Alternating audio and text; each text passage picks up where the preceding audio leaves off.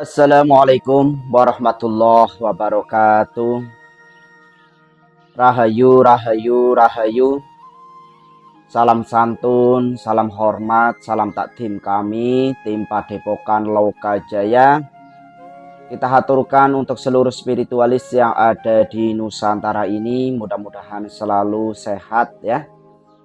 Allahumma sholli ala sayyidina wa maulana Muhammad wa ala alihi wa sahbihi ajma'in. Semoga kita semua mendapatkan syafaatnya. Ya, kita haturkan juga salam penantian untuk Sang Kinasih Satrio Piningit. Mudah-mudahan beliau selalu dalam lindungan Allah Subhanahu wa Ta'ala. Ya, untuk para sahabat semuanya kami mengucapkan banyak terima kasih. Salam hormat, salam takdim. Mudah-mudahan para sahabat semuanya juga sehat. Dan yang belum subscribe channel Padepokan Lokajaya ini, mudah-mudahan digerakkan hatinya oleh Allah Subhanahu wa Ta'ala untuk bisa bergabung di sini ya. Mudah-mudahan sehat selalu ya. Ya, langsung saja dalam pertemuan kali ini tentunya tim Padepokan Lokajaya ingin membahas terkait Sang Kinasih Satrio Piningit dan akhir zaman, yang dimana hasil sowan daripada tim kami yang memberitahukan kepada kami sebagai untuk membawa ya, untuk mengedukasikan kepada seluruh masyarakat. Sesepuh ini mengatakan bahwasannya banyak yang sekali spiritual di Nusantara ini yang masih diam, yang masih belum keluar daripada tirakatnya, belum keluar daripada lelakonnya.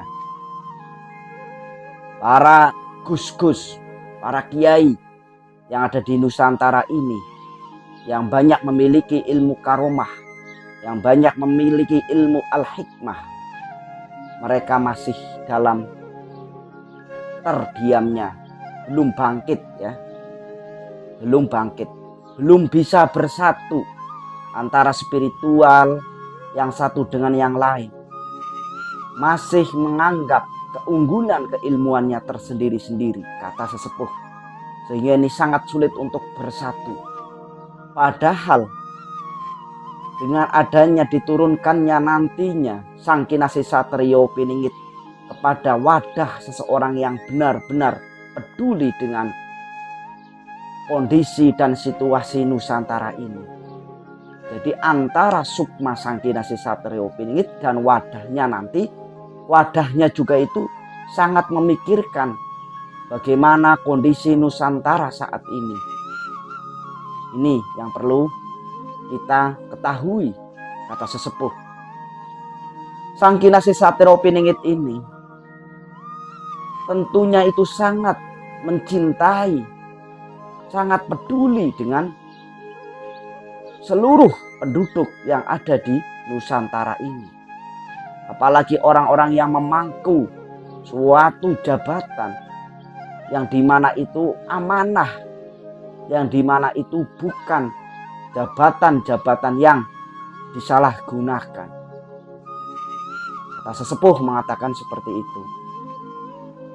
Jadi dalam pandangan sesepuh yang tim Padepokan Lokajaya mengenai Sang Kinasih Satrio Piningit ini, tentunya Sang Kinasih Satrio Piningit itu sebenarnya itu adalah sosok manusia yang secara rohaninya itu sudah melalui penggemblengan,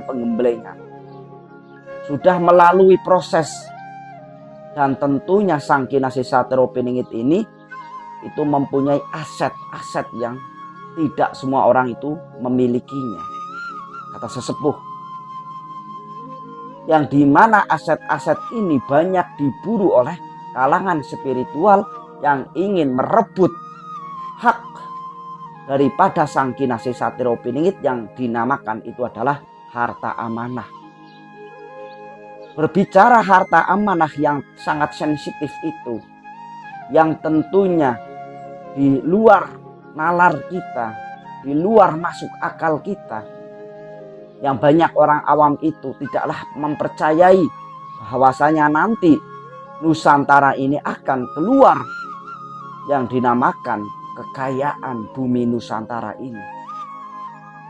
Ini yang menjadi suatu rebutan para kalangan spiritual. Tetapi hanya Sang Kinasih Satrio Piningitlah satu-satunya orang yang memegang aset itu, dokumen-dokumen penting.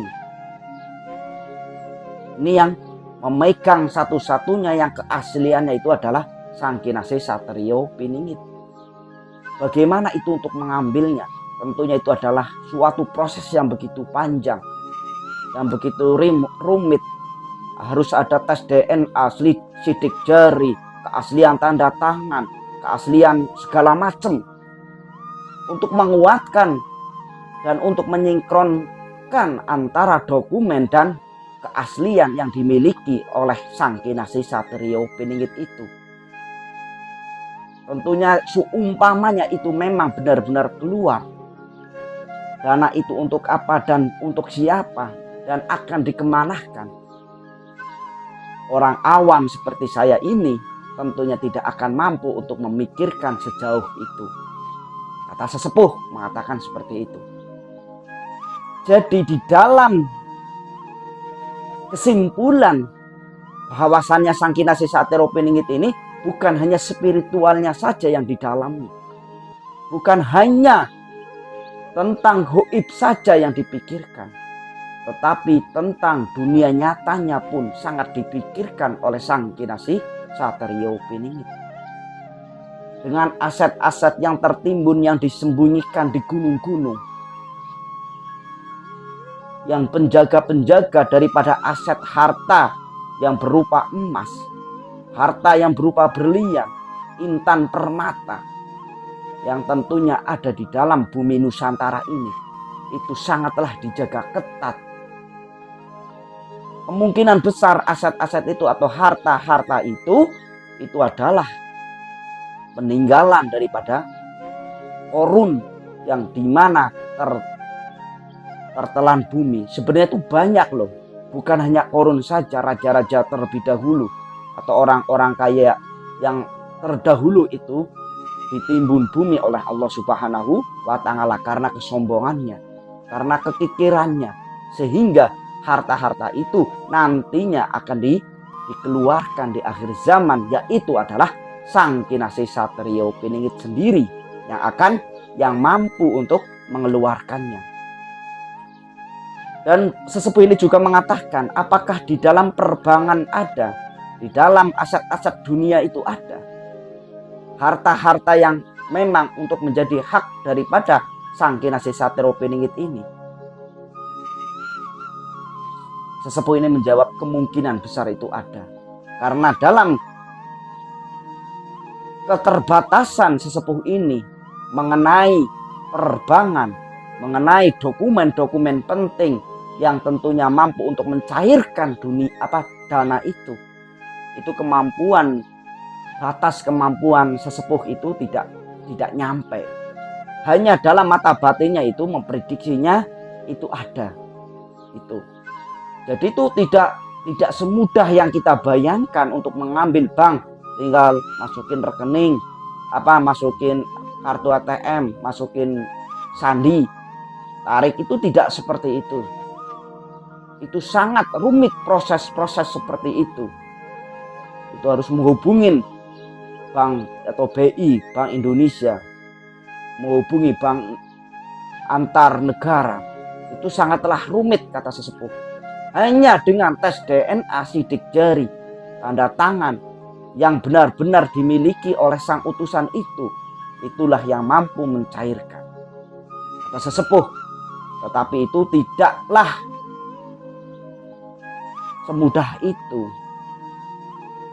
Dalam hasil soal ini mengatakan bahwasanya sesepuh ini tentunya yang akan keluar itu malah justru yang di dalam tanah itu, berupa berlian, emas, yang tentunya nanti bisa akan dijual ke negara. Disitulah nanti untuk pembiayaan kemajuan Nusantara ini. Jadi bukan hanya gaib saja yang dipikirkan oleh sang utusan itu, bukan hanya berkuar-kuar saja, deklarasi ke sana ke sini, hanya ingin diakui. Tetapi sebelum dana-dana itu keluar, kata sesepuh, sudah sampai manakah perjuangan yang dilakukan oleh Sang Kinasih Satrio Piningit itu di dalam kesembunyiannya, di dalam kepingitannya itu sudah ngapain saja. Tugas-tugas di dalam huibnya, tugas-tugas di dalam samarannya, di dalam kesembunyiannya itu seperti apa dan sudah sampai berapa persenkah. Ini yang sebelum tugas-tugas itu memang benar-benar selesai, peperangan-peperangan di alam gaib, apalagi peperangan-peperangan yang nyata seperti di Ukraina dan Rusia, Palestina dan Israel, pemberontakan KKB terhadap Indonesia, itu sebenarnya sangatlah, itu juga termasuk salah satu tugas daripada Sang Kinasih Satrio Piningit itu, untuk memberikan suatu kemenangan kepada yang mana yang benar, mana yang harus mendapatkan kemenangan. Ini tugas yang sangat berat untuk Sang Kinasih Satrio Piningit. Bagaimana dan seperti apa, tentunya hanya Sang Kinasih Satrio Piningit lah, dengan Allah lah yang tahu tentang bagaimana dan seperti apa tugas-tugas yang akan dijalankan oleh Sang Kinasih Satrio Piningit. Kata sesepuh seperti itu. Itulah hasil sowan tim Padepokan Lokajaya untuk sesepuh ini sangat dirahasiakan. Beliau tidak mau dipublikasikan dan tidak mau disebut di mana lokasinya dan alamatnya, ya, karena dengan amanah seperti itu, tentunya tim Padepokan Lokajaya tidak akan memberitahukan hal itu.